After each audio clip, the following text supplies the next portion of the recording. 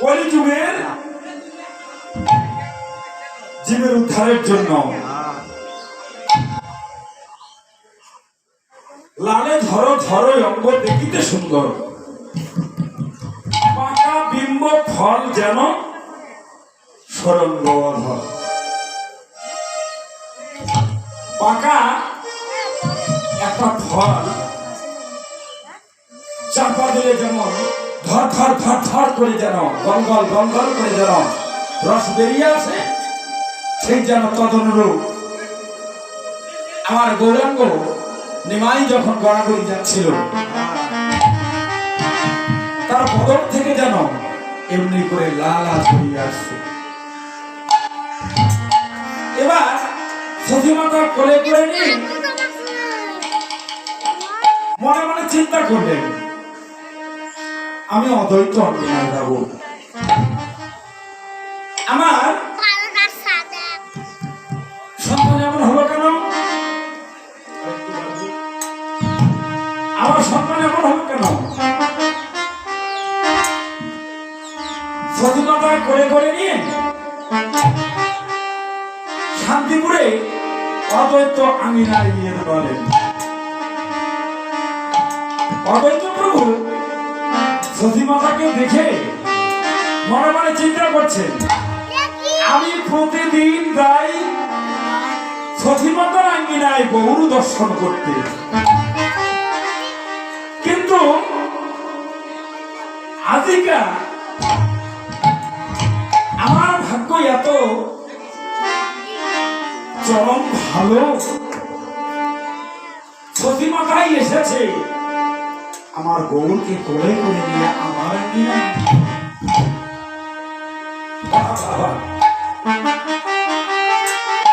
আজকে আমার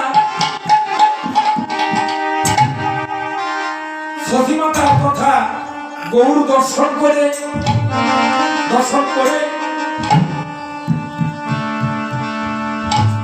কেবল তাপিত নয় আমার সীতা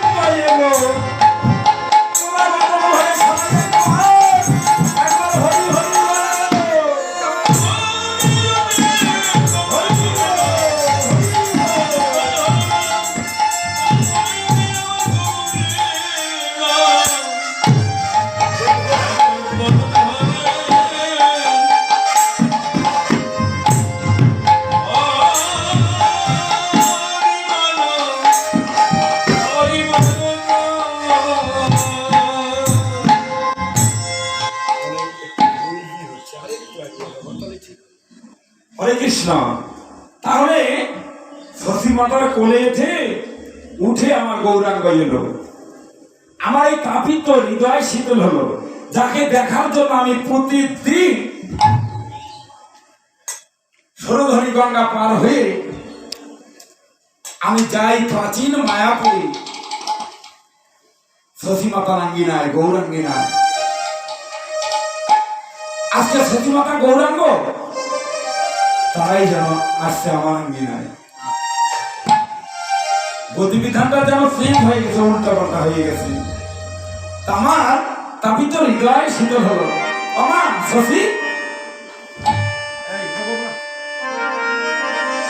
বলতো না কেন আসবি মা? বাবা, এই যে সকালবেলা একদম প্রাতকালে নিমাইকে আমি আঙিনায় ছেড়ে দিয়ে গৃহের কাজ করছিলাম, আর সে সময় আমি দেখলাম আমার গৌরাঙ্গের যেন লালে ঝড় ঝড় অঙ্গ, বড় সুন্দর, খুবই সুন্দর লাগছে। কিন্তু বদন থেকে বেরিয়ে আসছে পাকা বিম্ব ফল, যেন সরঙ্গ ফল।